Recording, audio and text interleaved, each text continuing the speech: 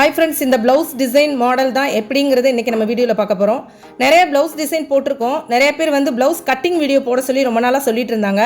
அதனால் இந்த ப்ளவுஸ் எப்படி ஸ்டிச் பண்ணுறோம் அப்படிங்கிறத நான் பார்க்க போகிறோம்.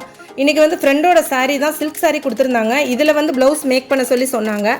ப்ளவுஸ் வந்து புட்டாஸ் மாடலில் இருந்தது. அது ப்ளைனாக இருந்தனால நம்ம சாரியில் ரன்னிங் கொஞ்சம் எடுத்து கட் பண்ணிட்டோன்னா வேணுங்கிற டிசைனை நம்ம பண்ணிக்கலாம். ஸோ நான் இன்றைக்கி ஒரு 4 சென்டிமீட்டர் அளவுக்கு ரன்னிங் தான் கட் பண்ணி எடுத்திருக்கேன். இதில் வந்து ரோப் மாதிரி கட் பண்ணிவிட்டு அதுக்கப்புறமா வந்து நான் நெக் டிசைன் பண்ண போகிறேன். ஃபஸ்ட்டு லைனிங் கிளாத் தான் கட் பண்ணணும். நான் டேப் எதுவுமே யூஸ் பண்ண மாட்டேன். எப்போவுமே அளவு ப்ளவுஸ் கரெக்டாக இருந்தால் அந்த ப்ளவுஸை வச்சு தான் மெஷர்மெண்ட் எடுப்பேன். இப்போ வந்து நான் பேக் சைடு வந்து கட்டிங் வந்து எப்படின்னு பார்க்குறோம். மெஷர்மெண்ட் வச்சு நம்ம அளவு எடுக்கிறோம் இல்லையா, அதில் வந்து நான் எப்போவுமே ஒரு 1/2 இன்ச்சு அதிகமாகவே வச்சுக்கோங்க. அது வந்து ஜாயினிங்க்கு. இப்போ நம்ம கட் பண்ணுறது வந்து அக்கிளுக்கு வரைஞ்சிக்கிட்டு இருக்கேன்.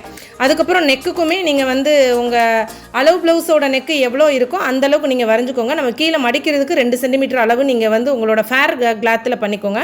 எப்போவுமே ஷோல்டர் வந்து 2.25 அல்லது 2 அளவு நீங்கள் வச்சுக்கலாம். இப்போ ஹேண்டுக்கு அப்படின்னு பார்க்கையில் ஹேண்டோட அளவு என்னங்கிறத நான் வச்சு இப்போ நான் கட் பண்ணியிருக்கேன்.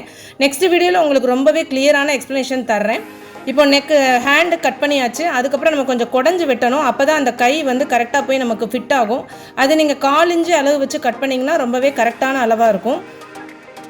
பொதுவாகவே பேக் நெக் நம்ம வரைஞ்சதுக்கப்புறமா அந்த மெஷர்மெண்ட்டை அப்படியே நீங்கள் கிளாத்தில் போட்டு நீங்கள் ஃப்ரண்ட் நெக்குக்கு வரைஞ்சிக்கலாம்.